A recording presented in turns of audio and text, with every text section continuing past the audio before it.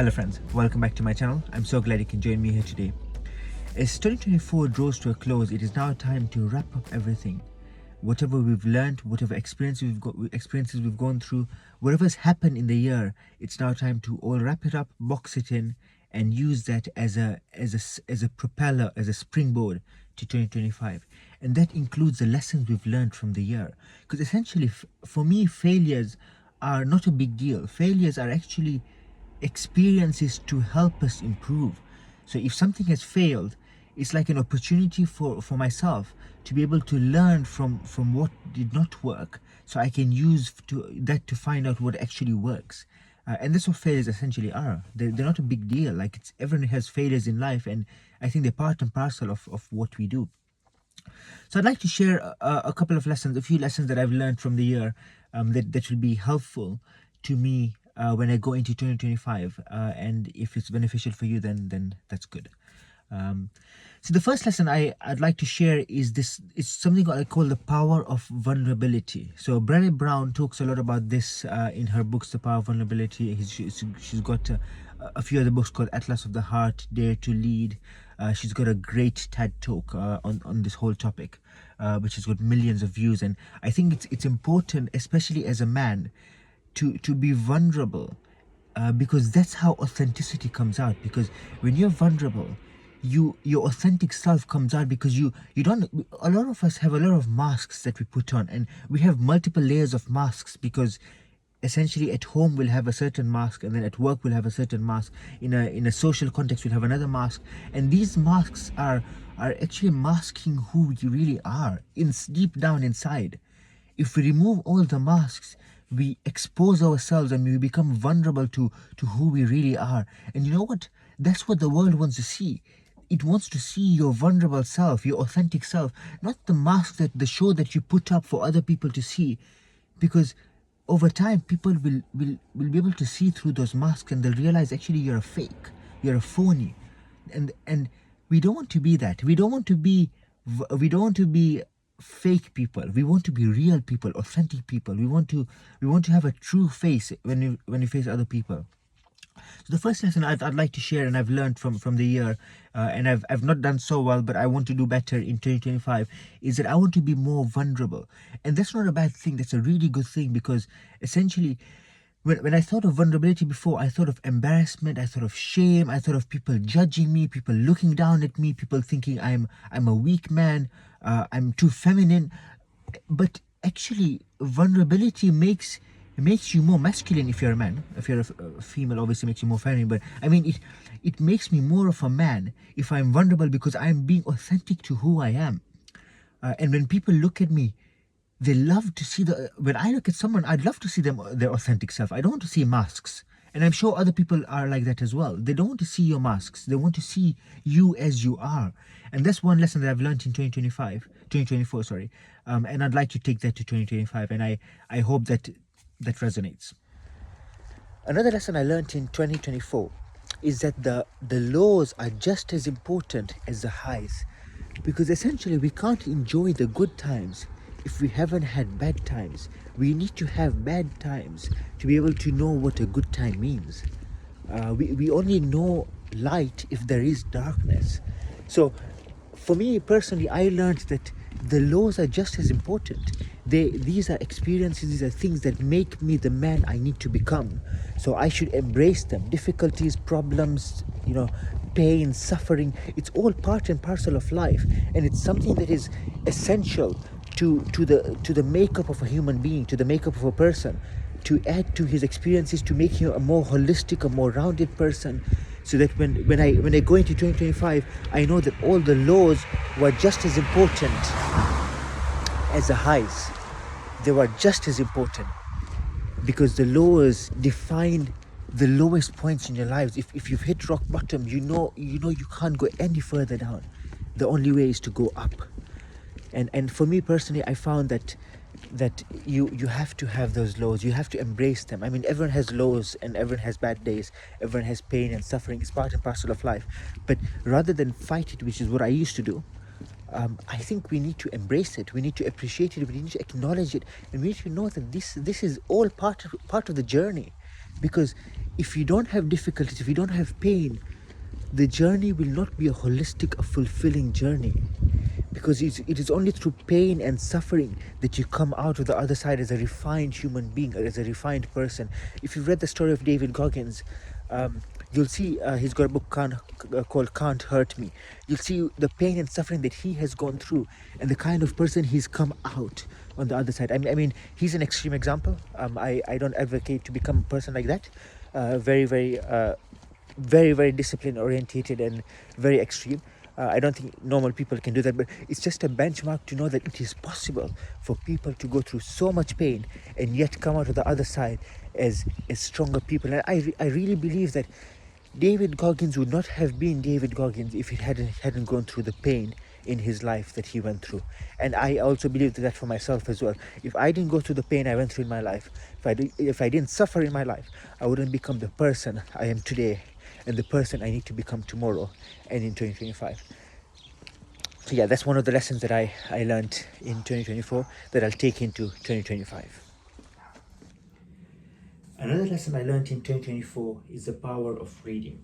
Imagine this: a person has spent about 20 to 30 years studying a subject, and all you do is you pick up their book where they have summarized all the research into about 100, 200, 300 pages, and you get to read them firsthand.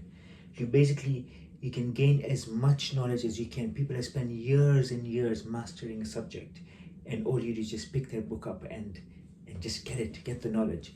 So I got into reading a couple of years ago, but in 2024 I read 116 books. I originally set out to read about 60 books, roughly around 5 books a month.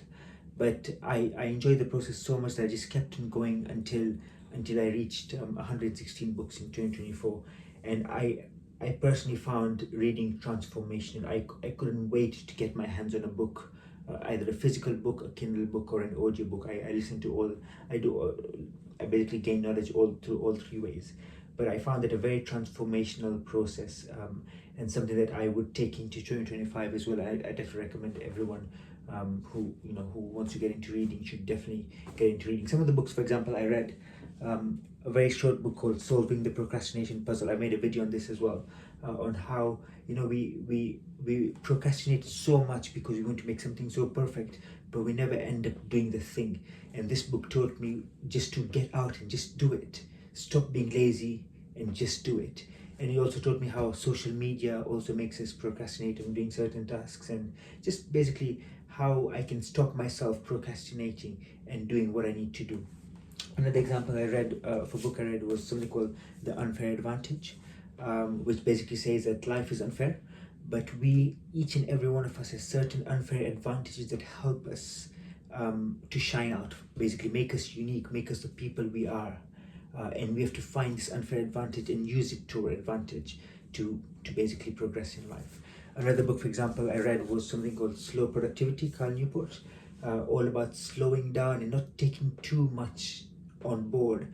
So because you lose focus that way, all you need to do is just specialize in something, take fewer tasks, and it's all about quality over quantity. And this book was a really useful book to understand that. For example, another book I read was The Second Mountain, David Brooks. Basically, he talks about 2 mountains. The first mountain is a selfish mountain where you just climb the mountain, get all the money that you want, the fame, the possessions, but then you reach the end of the mountain and realize that there's actually more to life. I'm still not satisfied. And that's when you discover the second mountain, which is all about service to other people, finding purpose of life, meaning in life. And this book really taught me that, in terms of trying to find meaning and purpose, and finding my purpose here, what I need to do in this world, and where I need to reach. Some of the fantastic books that I picked up, for example, another book, Digital Minimalism, all about stopping to use social media in the way that we are so engrossed with it. And we should basically take a pause, because this is sucking our time and energy and stopping us from doing the things we need to do. So I found it a very useful reminder for myself, because I'm on Instagram and Facebook and all of these things. They take you away from the real tasks that you need to do, and I found that a useful reminder. Another book. I read lots of books, but But yeah, another book that I would definitely recommend is here, Building a Second Brain, Tiago Forte. It's all about building a physical brain. So because we want to we want to store a lot of things in our brains. To be able to do that, we have to offload some information that can be offloaded to a separate brain, a digital brain, which basically stores some information, things like a calendar, a task list, that is outside of your brain. So once it's stored somewhere else, your brain can then focus on remembering other things. And he's got a whole concept of code, CODE. I actually forgot what C stands for. I'll remind myself. C, capture. O for organize, D for distill, and E for express. So all you do is you capture something, you organize it, you express in a certain way you distill it in a certain way, and then you can express it in the way that it needs to be expressed in. And I found that a very useful way to retain information and knowledge. It's something I've started using. I've created some apps I have that store some knowledge that I've gained, and I know it's there when I need to refer to it, but my brain doesn't have it necessarily, but I know where to look for it when I need to find it. So these are the kind of things that I indulge in a lot of reading. Things like King, Warrior, Magician, Lover, another book that I read, all about finding the four archetypes within ourselves. I'm lacking very much in the warrior energy, so I was able to resonate with that a lot as well. Another book called So Good They Can't Ignore You by Carl Newport. It was all about basically it tells you that just following your passion is really bad advice. You have to find rare and valuable skills, become good at something, and then you can pursue your passion. But raw passion does not get you where you are. And that's why when you leave university, you're told, or leave school, for example, you're told just find your passions, find what you love doing. But actually you might not be any good at it. Then what's the point of doing it if it doesn't get you where you need to be? Maybe your passion is somewhere else, and in a skill that you haven't discovered yet. So you have to try out different things before you actually discover what your real passion is, because raw passion doesn't give you the skill set that you need to survive in this world. And I mean, I could go on and on. I mean, I read 116 books, so I mean, lots of books. Another book called The Pathless Path by Paul Millard. He left his corporate job as a consultant, I believe, and he went on a journey to find what his real purpose was, what he really wanted to do for work, and this is like a story about his journey, how he left the corporate job and found it. But basically, I read a lot of books, and I found it a very transformational process. And I think if you can get into the habit of reading, you can learn so much that you wouldn't be able to in the 17th, 18th century, 19th century. It's only in current times where you have access to so much knowledge and information. You can actually study for yourself. You can teach yourself things. And I think it's a transformational process. So this is another lesson that I've learned from 2024 that I plan to take into the new year in 2025, and hopefully read more books. Also, it's not about quality. It's not about quantity. Sorry, it's all about quality. So it doesn't matter how many books you read, as long as you are able to synthesize that information. You can store that information, and you can implement that information, become a better person. For example, this book, The Second Mountain, it taught me my purpose in life. What I need to look out for, go to the second mountain. But this needs to be a practical book, for example, not just a theoretical book. It's a practical change that I'm going to make in my life, to make it a better life, so I can be of service to other people. I can do things that are beneficial to society at large. So when I die, for example, I will be remembered for something beyond just making money, right? Or just having a big house or a nice car. I mean, I'm remembered for something just basically more than that. So yeah, I enjoyed this whole process of reading, and I'm going to try and take that into the new year. So that's it from me. I hope you enjoyed this video, and yeah, if you enjoyed it, please leave comments. Otherwise, I shall see you next time.